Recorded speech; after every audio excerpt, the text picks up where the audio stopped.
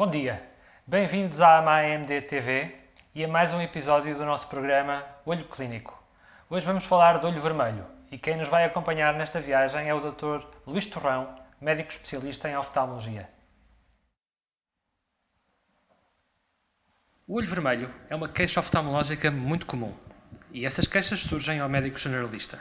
Quais são os principais problemas oftalmológicos que se traduzem no olho vermelho?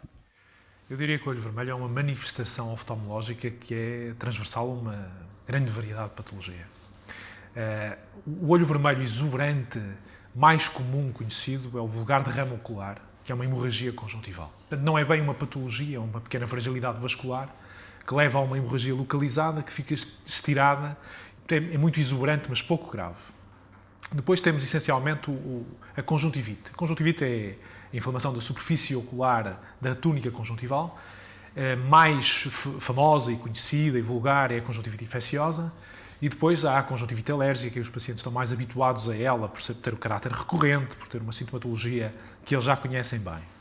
Depois temos essencialmente o olho vermelho inflamatório. O olho vermelho inflamatório, embora a conjuntivite também seja inflamatória, mas o olho vermelho inflamatório das túnicas do olho, a túnica escleral, a esclerite e a uveíte, e depois temos os traumatismos. Os traumatismos, essencialmente, o pequeno traumatismo, que dá uma erosão conjuntival ou corneana, o pequeno corpo estranho, que se aloja na superfície ocular, e os traumatismos químicos, não é? Os traumatismos com pequenas bases ou pequenos ácidos domésticos ou industriais no contexto, essencialmente, de acidentes de trabalho. Isto é, essencialmente, o quadro do olho vermelho que mais conhecemos. Muito bem, e como é que nós, perante um olho vermelho, podemos reconhecer os sintomas mais importantes em termos de discriminar a gravidade e de nos orientar em termos de estratégia? Eu diria que há sempre dois sinais cardinais. Um é a baixa visão que acompanha. O paciente que tem baixa visão em termos de baixa acuidade visual ou má qualidade visual, como por exemplo a fotofobia intensa. E a dor nós podemos distingui-la entre a dor que alivia com a aplicação de um pequeno anestésico local ou a dor que não alivia com anestésico local. A dor que não alivia com anestésico local traduz essencialmente a uma inflamação mais profunda das túnicas do olho, não acessível ao anestésico e, portanto, é sempre um critério de gravidade. E estes dois, baixa visão e dor que não alivia com anestésico, são critérios de gravidade. E depois também a natureza do traumatismo. Se nós tivermos, por exemplo, um traumatismo químico, eu diria que todo o traumatismo químico assume um caráter de gravidade. Essencialmente se for um traumatismo alcalino, por base. Mas são essencialmente os três parâmetros de gravidade que eu acho que devemos ter em conta. Muito bem, e tendo em conta esses parâmetros, o que é que nós podemos ou devemos fazer nestes contextos? Pronto, nós essencialmente uma hemorragia conjuntival, apesar da sua exuberância clínica, não devemos fazer nada. Portanto, é apenas manobras de conforto, uma lágrima artificial, eventualmente se houver sensação de corpo estranho. Na conjuntivite infecciosa, e nós temos que ter presente que grande parte das conjuntivites infecciosas são víricas e, portanto, as medidas que vamos fazer são essencialmente de suporte. Podemos colocar um pequeno antibiótico tópico mais para prevenir uma sobreinfecção ou complicações dessa conjuntivite vírica, um anti-inflamatório, uma lágrima artificial, eventualmente um antihistamínico se for uma conjuntivite alérgica ou se houver uma manipulação, porque a manipulação local leva ao ciclo de libertação de histamina e, portanto, também faz sentido fazê-lo. Mas temos sobretudo que alertar o paciente que numa conjuntivite infecciosa vai ser a imunidade própria que vai resolver a questão e, portanto, há um tempo que nós vamos precisar para resolver essa situação.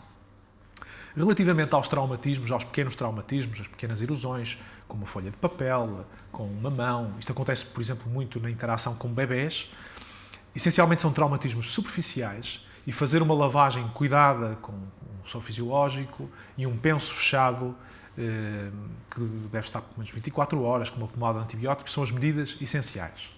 Traumatismos químicos, sejam por base ou por ácido, devemos sempre fazer uma lavagem abundante, demorada, sem vestígios de restos de base ou de ácido existentes.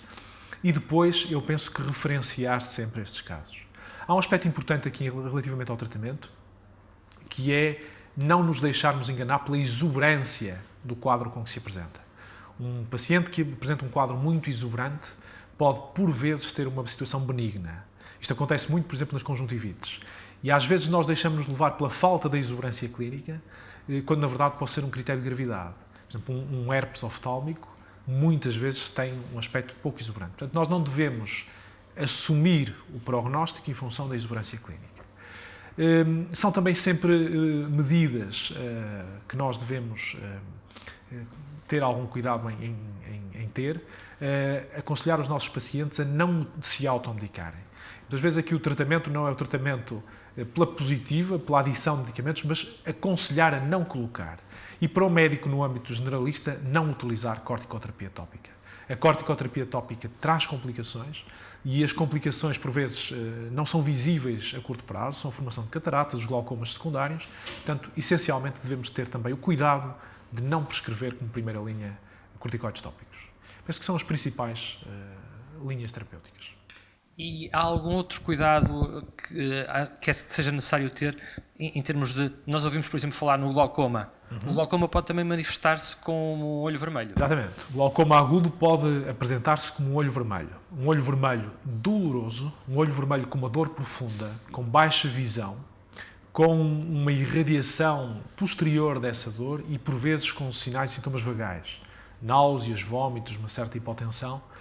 E devemos ter presente a possibilidade disso acontecer. Não é fácil, no âmbito do exercício da medicina geral, termos a medição da pressão ocular. Mas há uma manobra simples, que é com o indicador comparar a dureza, entre aspas, desse olho com o olho Adelphi. É sempre uma medida pouco sensível, mas que serve como indicador. Mas temos que ter presente que um olho vermelho cuja dor não cede à aplicação de um anestésico tópico pode ser um glaucoma agudo e, portanto, é uma emergência oftalmológica. Muito bem, isso leva-nos para os critérios de referenciação.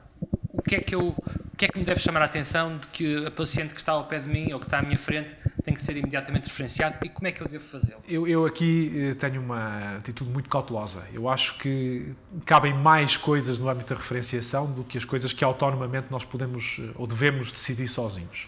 Mas numa primeira abordagem eu diria que um olho vermelho bilateral sem hipovisão, num contexto epidemiológico, pode ser encarado como uma conjuntivite aguda. Um pequeno traumatismo com um pequeno objeto ou um pequeno corpo estranho, que é fácil de mobilizar com uma lavagem cuidadosa e que não provoca um dano visível na superfície ocular, pode ser gerido autonomamente com um penso oftálmico durante 24 horas com a aplicação de um antibiótico.